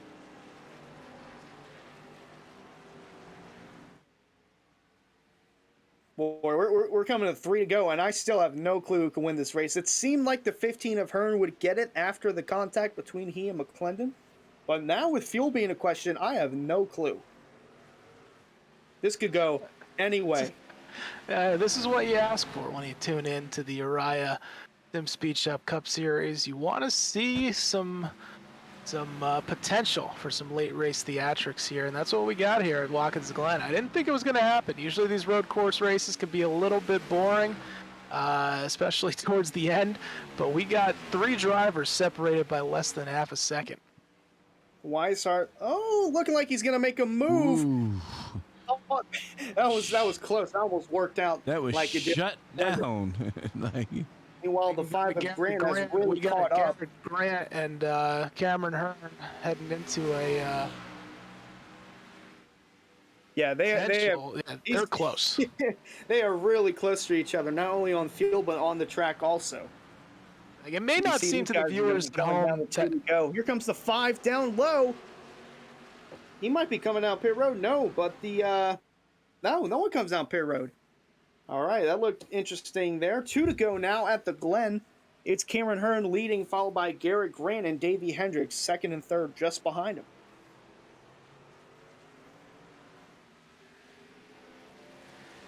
Yeah, it may not seem like you see right now, like they're heading into the S's. We got 0.3 seconds. This may not seem like it's very close, but this is very close at Watkins Glen. As you can see right There here, comes the Garrett 5. Grant Looks like gets the a huge 15 run. might be slow. He might be out of fuel. Here comes the 5 of Grant, passing him along the backstretch here at the Glen. We've seen this The same before. move. Grant's got it, though. Yep, Garrett Grant takes the spot away from Cameron Hearn, who looked slow there coming out of the S's. And now Garrett Grant holds the lead for the moment. Here comes the 15 of Hearn, trying to get another run on the bottom, going wide along with the 54 of Hendricks. Here comes Hearn out to the inside of Grant. Side by side going into turn 6, Hearns has the preferred line. He's going to take that spot again, but will he be crossed over by the 5 of Grant? Grant now looking down to the inside, going into turn 7. Doesn't have quite the edge. As we come off the final corner, one more lap to go here at Watkins Glen. They're was a all hell of making a the run gamble by for Hearn. it. Yep, one to go here, presented by One to Go Studios. Here comes Davey Hendricks down on the bottom. Can't make a move. We're heading off into the S's for the final time, and a big lead for the 15 of Cameron Hearn.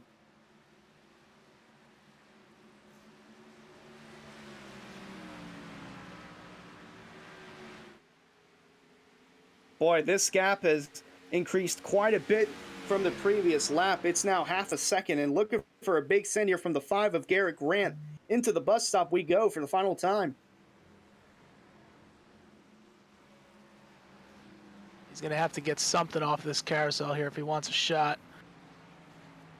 Going to take the higher lane, which gets you the better run off the corner. Although it might be a battle for second and not a battle for the lead. Boy, Cameron Hearn almost lost it for a moment as we go through turn 6 now. Cameron Hearn has a 1-second lead over the 5 of Garrett Grant. The 54 of Davey Hendricks in third. They're going to battle it out for second, but coming off turn 7, it's going to be the 15 of Cameron Hearn who's going to get the job done and win at the Glen. In an exciting finish to the very end, Cameron Hearn wins. Garrett Grant second. Third is Davey Hendricks. Fourth going to be Danny Ware. And rounding out the top 5 is AJ Roderick in the 26, with Weishart recovering to P6. Man, what a finish. We see the 15 of Cameron Hearn has pulled off of turn 1.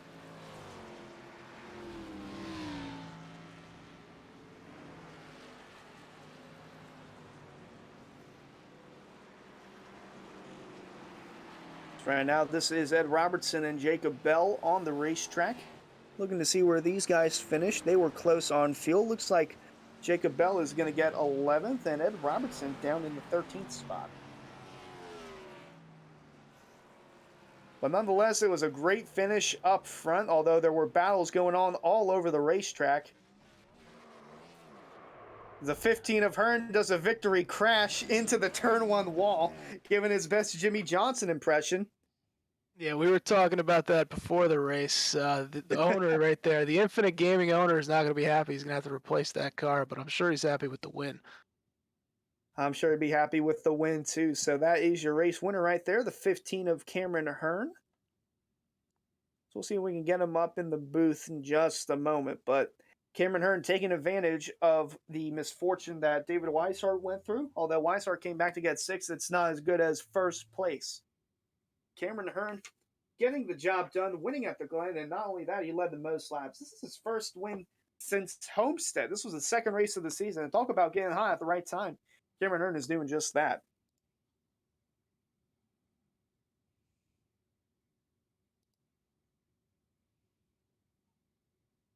We might have to change that VRA. I don't think Mr. Hearn's with VRA anymore.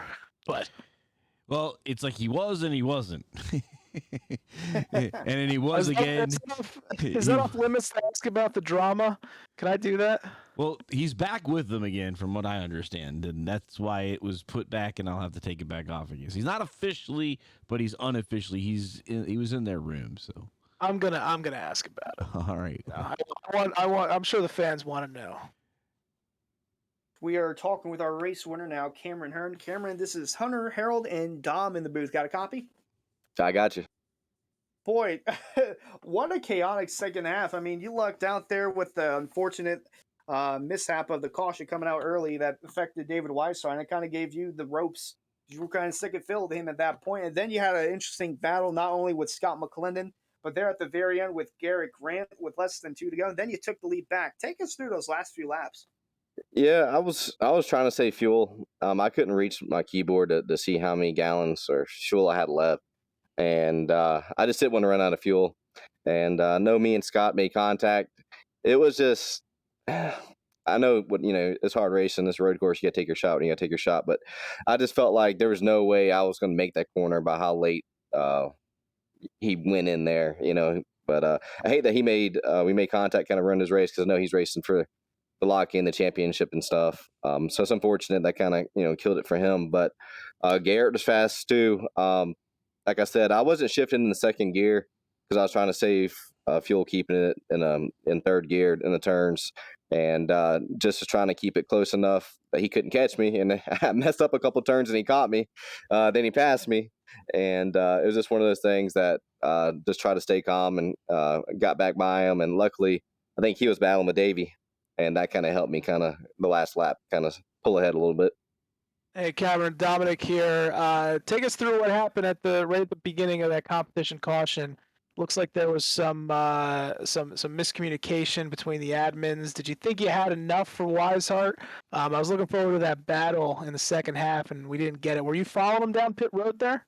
Yeah, I was following him and almost got into him because it was such a late caution and reaction time. I knew that if I pitted, I would get a black flag, and I hate that we couldn't battle it because I felt like me and Eric were battling for a little bit. Then he had this mishap, and once I got like 3.5 seconds with David, it stayed there.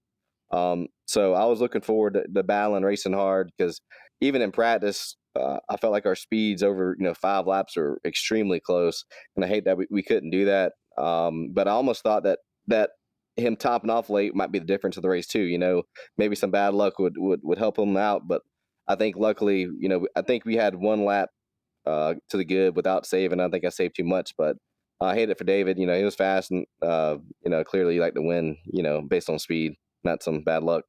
I got one final question for you about the off-track stuff. I didn't know you were back with VRA. You got an infinite car. Harold says you might be back with VRA. Tell the fans what the status is and what's going on behind the scenes there.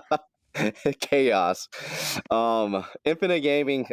Garrett kind of took me under his wing.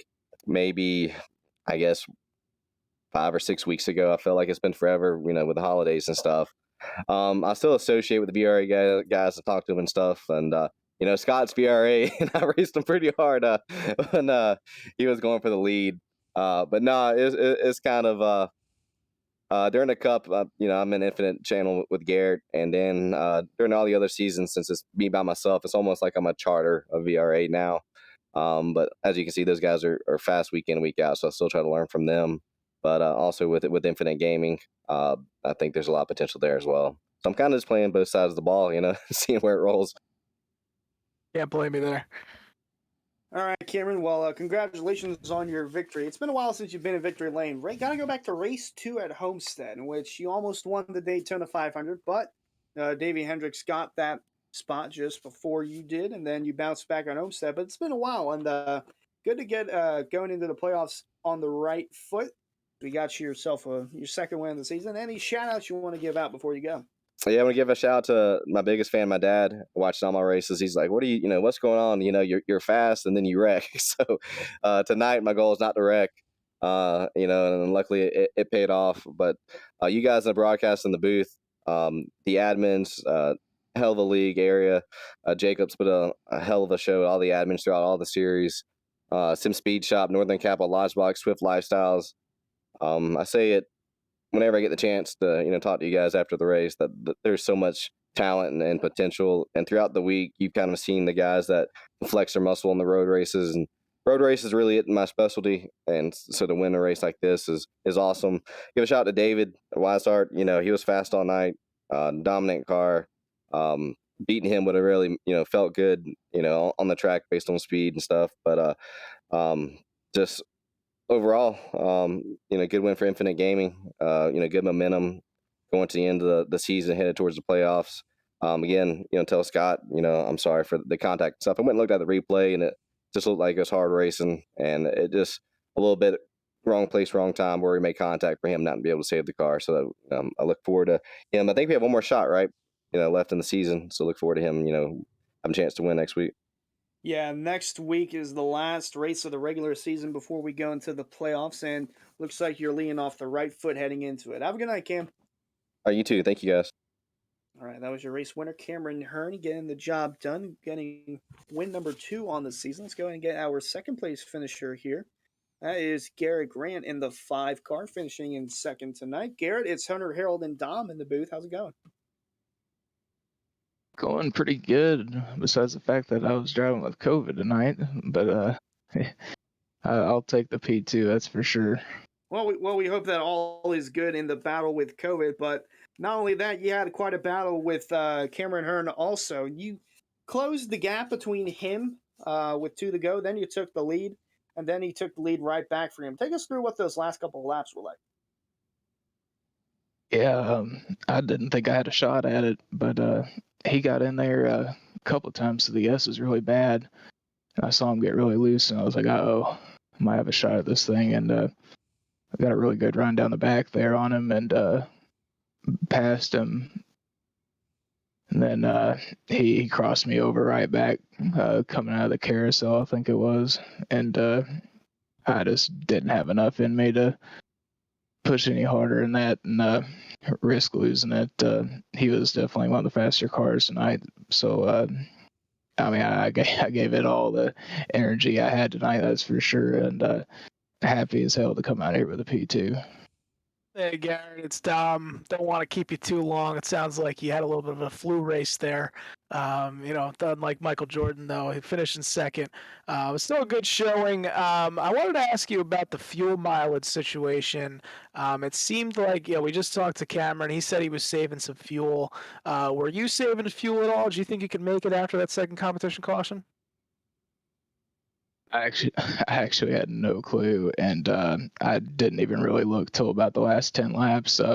I thought he kind of dropped back to me. I thought he might be saving, but I was kind of in that effort mode, and I was just like, I'm just going for it, and if I run out, I run out, man. Alexa, start my day. You certainly gave it your This all. You is don't wanna Alexa keep it too Together, long. Is there a anything remote else you wanna caregiving add service before you go? used with Echo devices that helps Yeah, I you gotta care for thank your loved ones. Russ Anderson, Northern Capital, and everybody at Team Samson, and my spotter Dwayne for getting me through this race, and you guys for broadcasting, and SimSpeedShop for sponsoring the series.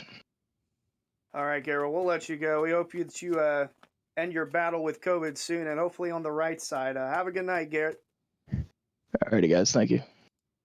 All right, that was second place finisher Garrett Grant. Now let's go ahead and get our third place finisher up here. Just one moment. There we go. Looks like we got Davey Hendricks, third place finisher.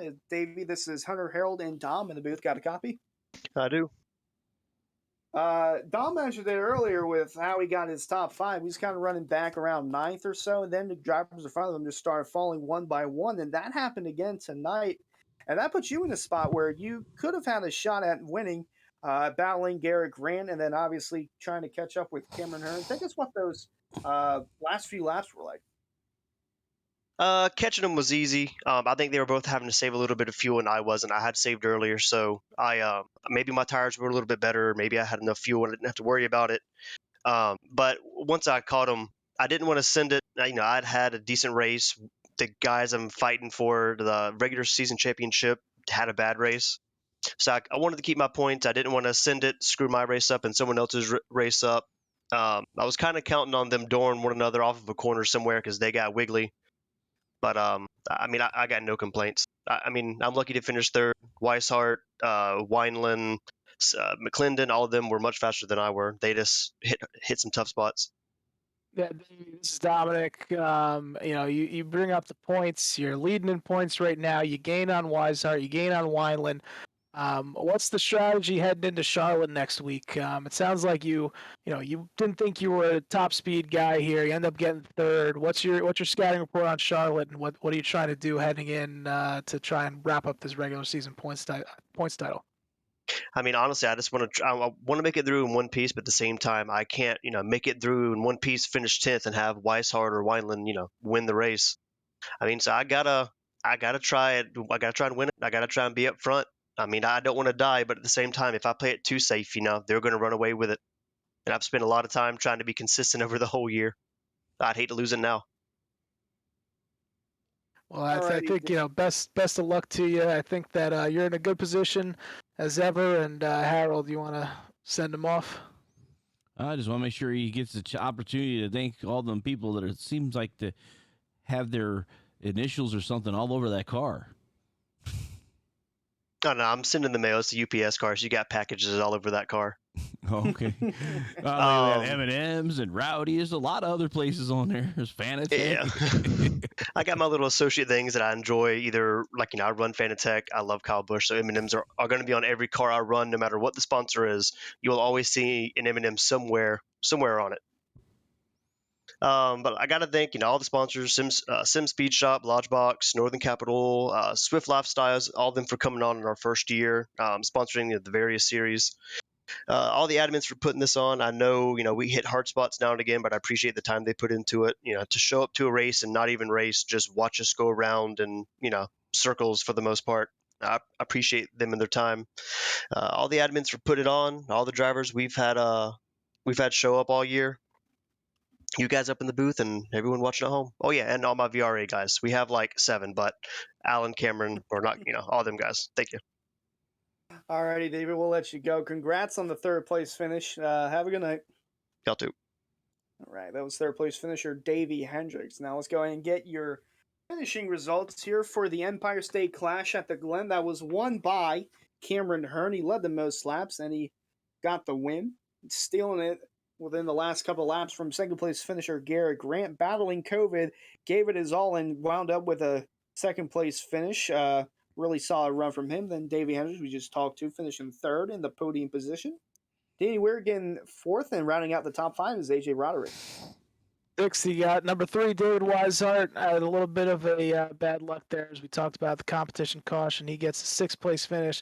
Bryce Sedisek 7th. Delonta Ballard 8th. He actually might gain a position in the playoff standings, depending on where Tyler Hallman is on this list. Eric Weiland 12th. Good finish for him after starting that competition caution a lap down. And Garrett Heath rounding out your top 10, number 23. We go to 11th, our very own Jacob Bell getting that position. Scott Mcclendon almost had it, made an aggressive move going into the bus stop, but it didn't work out for him, and he finishes 12th. 13th is Ed Robertson. 14th, Tyler Hallman. 15th, Blair Patterson. And last but not least, Christian DeBoer in the 56 coming home 16th. Yeah, Delonta Ballard is going to be in 11th when the playoff points are all said and done, heading into Charlotte. And then it's going to be Tyler Hallman and Christian DeBoer, but those 3 drivers are going to be the ones to watch tomorrow in Charlotte. And I'm excited for everyone to be involved in that. So we look at our race recap presented by Elwood Designs. We mentioned Cameron Hearn winning the race, leading the most laps at 27. The one caution was for the halfway caution, but it came a lap early, and it kind of screwed our fastest lap driver, David Weishart, who ran a 1:11.257, of possibly getting a win.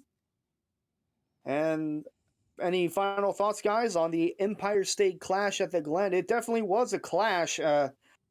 Very, very interesting, because I didn't expect that many drivers to have a shot at winning. It seemed like early on, okay, it would be the top 3 of Weishart, Eric Weiland, and then Cameron Hearn. But so many issues happened since the start of the race that it led to many new faces having a shot at winning. Yeah, I think that last 25 laps, it was fireworks. Couldn't ask for more for a road course. I know a lot of people, like myself, Physicus Motorsports, the guys on Monday night, packing up the RV, heading down to North Carolina, and we're going to try to end the regular season strong, and that's what I think a lot of drivers here wanted to do. But, congrats to Cameron Hearn on the win, first since Homestead. But I'm happy to be here in the booth with you guys calling it. Thanks for having me, and looking forward to what these guys can do next week. No, always a pleasure. Come back anytime you'd like. Me and Harold will gladly accept you. Harold, any final thoughts from tonight's wild race? Well, this is the last time we get to turn left and right, so now we're going to go to traditional oval tracks throughout the remaining of the season. One more left before we settle up the playoffs and crown the regular season winners in all 4 series next week at Charlotte. So we're going to the home of NASCAR next week. Yep, we are going to Charlotte for all 4 series, and that will start Monday night with the Swift Lifestyle Pro Series, which you can catch on the Araya Twitch channel at 8:40 Eastern, and then Tuesday night, our Northern Capital Truck Series, Wednesday night, the Lodgebox Series, and a week from tonight, the SimSpeedShop Cup Series will take on Charlotte before we head into our 5-race playoff that will start at Atlanta, then go to Richmond, Michigan, Kansas, and then the championship race being at Phoenix. And I'll do it here from up in Watkins Glen. I'm Hunter Sleppy and signing off with Dominic DeLeo and executive producer Harold Darner. We'll see you guys in another day. What an exciting race brought to you by Wendigo Studios. Here they come out of turn 4 to the white flag, and it's 1 to go. Thank you to all our sponsors, drivers, and viewers. We'll see you at the next turn.